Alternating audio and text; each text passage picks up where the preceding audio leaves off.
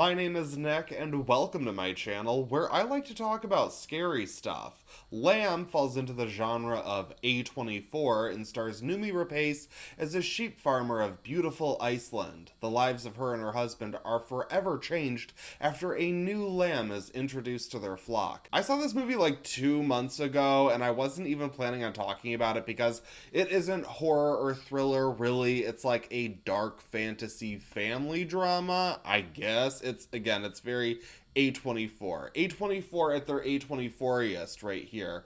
Wasn't planning on talking about it, but I was kind of asked to. So now that I'm 2 vodkas deep, I figure, yeah, you know what? Let's get into Lamb. And I want to be clear that I am not just here to trash this movie. I don't just want to hate on it. I do think that in ways it is beautifully made, but it is the perfect example of a movie that I think is fine, I guess, at what it's doing, but simply does not work for me. And I want to get into that. I'm going to get all the way into that, which is why I'm going to tell you right now that this video will contain spoilers. Like, I'm going to spoil the entire movie, and not even in like a fun way. I don't have clips for this whole damn movie. I'm just going to ramble about it, so you've been warned. Lamb is broken up into 3 chapters, as most movies are in their storytelling, but this one has title cards to let you know that it's essentially 3 short films strung together, and that's basically my biggest problem with this movie, is that I think all of it could be wrapped up in a good 30 minutes. There's not really a whole lot of story here to tell, and the most interesting aspects they just kind of blow past and spend a lot of time spinning their wheels, but I guess I'll get into it. In the beginning of the movie, we're introduced to our main characters, Maria and Ingvar, who are living on this farm with all these sheep, and overall, I just have to say, like, the most disturbing aspect of this film to me was the overall treatment of the animals. Like, there wasn't, like, just, like, outright abuse or anything like that, but just the way, like, we see, like, a sheep giving birth, and, like, just the way this little baby's ripped out of it and stuff, I'm just like, I see you, vegetarians. I get it, kind of. I think I get it. Honestly, I'm probably gonna have a burger tomorrow, though. Just saying. So Maria and Ingvar, their marriage is strained, even though he's this beautiful mountain man and she's Numi Rapace, and they're living on this, like, beautiful landscape. It's just to die for, but okay, they're having problems. Got it. They don't have a kid. That's terrible. Until one day, we have a mama sheep, who gives birth to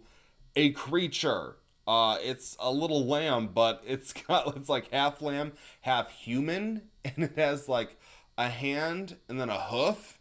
And Maria is like, I'm gonna take this little baby. This baby is mine now. And Maria and Ingvar begin to raise this little lamb creature, and they're loving it. The problem is, Mama Sheep isn't having it, and she wants her baby back. And this portion of the film has some great sheep acting. Like, I gotta say, the way this was conveyed on screen, I was like, well done. Like solid directing here. Like, I get it. Like, when a movie can tell you what it's doing visually, I appreciate that, and this does it well. But unfortunately, this is when I spent most of my time wishing this was kind of a different movie, in which the sheep mom is voiced by Octavia Spencer, and we hear her thoughts as she, like, plots revenge against Numi Rapace. I'm like, that could be great. I want to see that movie. Instead, we see this sheep just kind of, like, really piss off Maria until she eventually shoots her. She shoots the mom dead and was like, nope, my baby. Heading into our second chapter, Ingvar's brother Peter, who is essentially just a fuck up, the kind of character I guess I should be relating to more, because he essentially just has to come and live on this farm because he needs a place to stay. Well, he's like this hard rocker type, I guess. Probably an alcoholic, probably does a lot of cocaine, a lot of probablys there. And so he disrupts the flow that this new family has formed, and he's like, I know you think this is a child, little Ada, but that's a fucking lamb. So the entire middle portion of this film just kind of spins its wheels, honestly, as Peter is, like, kind of testing their limits with this kid, and I guess it kind of shows what it's like to raise any kind of child that can be othered. Little Ada is very othered by Peter, and Maria thinks that he's gonna kill her at one point, but then he kind of just seems to blend into their family, and it's like, boom, Crisis averted. Wow, way to go. No conflict. I'm loving the progression of this film. So then we get into our third act, where basically our conflict is that Peter wants to start a sexual relationship with Maria, the most basic thing that could be done once you throw two men and one woman into a scenario. And I just found this to be just not engaging at all. And it's wrapped up so quickly. He pretty much just hits on her, and then she's like,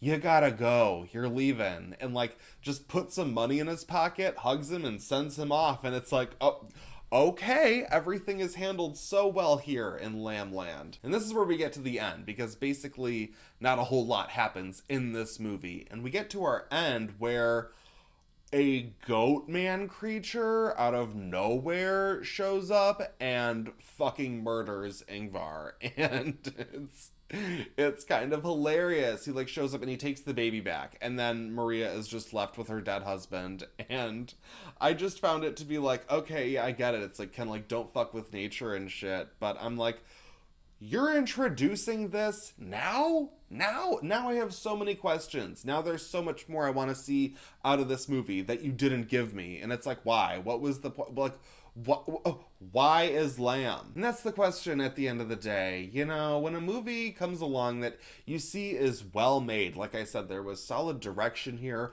I really liked the performances. I really liked Noomi Rapace. It was so easy to just watch her and the cinematography of this film, and the man who plays Ingvar, whose name I will not butcher because I will butcher it.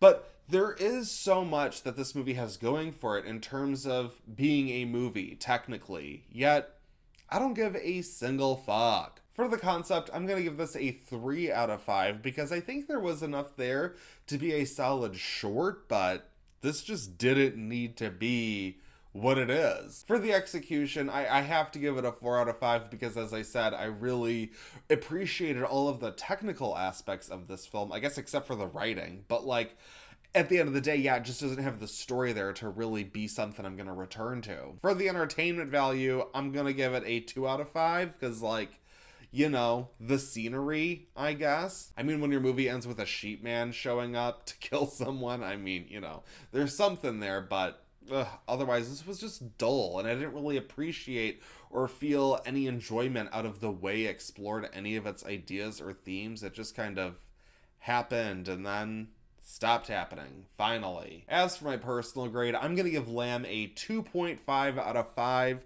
It's a perfectly fine film that's not for me. But what did you guys think? Did you see Lamb? Did you find something to appreciate in it? Did you love it? Did you hate it?